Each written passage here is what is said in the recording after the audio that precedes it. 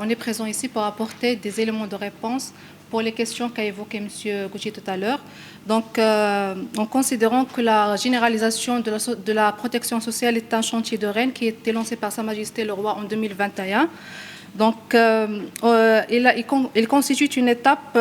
cruciale dans la voie de la promotion de la justice sociale et de la réduction des inégalités. Donc, dans le cadre des activités que mène Éco-Communication avec son partenaire Dana,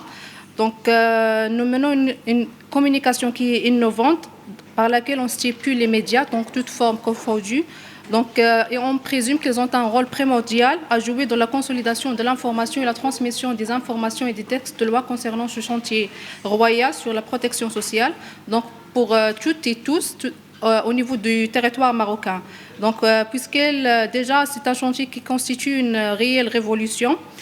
sociale, dans la mesure où ce chantier royal donc, prouve déjà l'engagement de la sollicitude royale constante envers les catégories les plus vulnérables en premier lieu et vient consacrer les nobles valeurs de solidarité, d'entraide et de partage qui caractérisent la société marocaine. Donc ce projet d'envergure qui bénéficiera d'un premier temps aux agriculteurs, donc aux artisans et professionnels de l'artisanat, aux commerçants professionnels et prestataires indépendants soumis à un régime de contribution professionnelle unique, la CPU, au régime de l'auto-entrepreneur ou au régime de la comptabilité, donc devra s'étendre dans un second temps à d'autres catégories de la perspective de la généralisation effective de la protection sociale pour tous en 2025. Donc, ce chantier royal, il a pour objectif la généralisation de l'assurance de maladie obligatoire, donc de base, durant les années 2021 et 2022, et ce, par l'élargissement de l'assiette des bénéficiaires de cette assurance pour inclure les catégories vulnérables, les bénéficiaires d'assistance du régime médical, et la catégorie des professionnels, travailleurs indépendants et personnes qui sont non salariées, qui exercent une activité libérale, de sorte à ce que 22 millions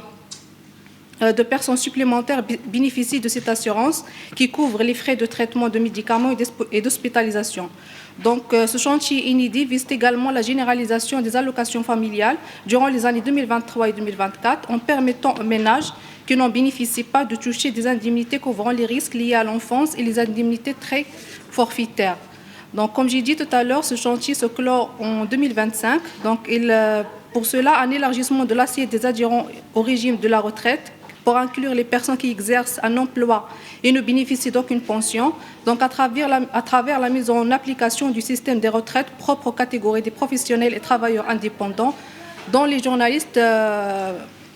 font partie, qui travaillent soit en indépendant ou en freelance, donc les personnes non salariées qui exercent une activité libérale, afin d'englober toutes les catégories concernées. Donc il sera également question de la généralisation en 2025 de l'indemnité pour perte d'emploi en vue de couvrir toute personne exerçant un emploi stable à travers la simplification des conditions pour bénéficier de cette indemnité et l'élargissement de l'assiette des bénéficiaires.